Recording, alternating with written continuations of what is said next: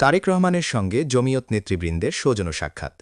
জাতীয়তাবাদী দল বিএনপির চেয়ারম্যান তারেক রহমানের সঙ্গে সৌজন্য সাক্ষাৎ করেছেন জমিয়তে উলামায়ে ইসলাম বাংলাদেশের শীর্ষ নেতৃবৃন্দ। শনিবার 10 জানুয়ারি বিকাল 4টায় রাজধানীর গুলশানস্থ বিএনপি চেয়ারপারসনের কার্যালয়ে এ সৌজন্য সাক্ষাৎ অনুষ্ঠিত হয়।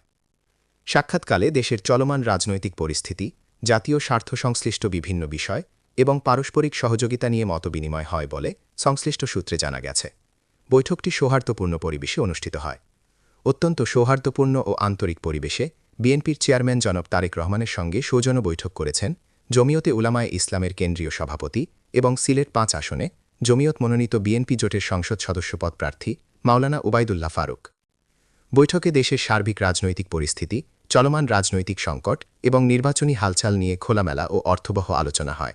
আলোচনায় উঠে আসে, দেশ বর্তমানে একটি সংবেদনশীল সময় অতিক্রম করছে এবং এই পরিস্থিতি থেকে উত্তরণে দায়িত্বশীল রাজনীতি, পারস্পরিক শ্রদ্ধাবোধ ও গণতান্ত্রিক ঐক্যের কোনো বিকল্প নেই।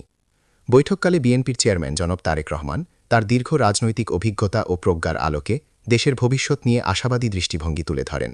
তিনি বলেন, জাতীয় স্বার্থে সব গণতান্ত্রিক শক্তির মধ্যে সংলাপ ও ঐক্য আরও জোরদার করা প্রয়োজন। এ সময় আলোচনায় একটি গ্রহণযোগ্য, অংশগ্রহণমূলক ও জনগণের প্রত্যাশানুযায়ী রাজনৈতিক পরিবেশ গড়ে তোলার ওপর গুরুত্বারোপ করা হয়। বৈঠক প্রসঙ্গে মাওলানা উবাইদুল্লাহ ফারুক বলেন, এ ধরনের সৌহার্দ্যপূর্ণ সংলাপ ও মতবিনিময় জাতীয় ঐক্যকে আরও সুদৃঢ় করবে। এ সময় উপস্থিত ছিলেন জমিয়তে উলামায়ে ইসলাম বাংলাদেশের সভাপতি শাইখুল হাদিস মাওলানা উবাইদুল্লাহ ফারুক, সিনিয়র সহসভাপতি মাওলানা আব্দুর রবি ইউসুফি, সহসভাপতি মাওলানা জুনায়েদ আল হাবিব ও মাওলানা নাজমুল হাসান কাসেমি, মহাসচিব মাওলানা মঞ্জুরুল ইসলাম আফেন্দি, সিনিয়র যুগ্ম মহাসচিব মাওলানা বাহাউদ্দিন জাকারিয়া এবং যুগ্ম মহাসচিব মুফতি মনির হোসেন কাসেমি সহ অন্যান্য নেতৃবৃন্দ।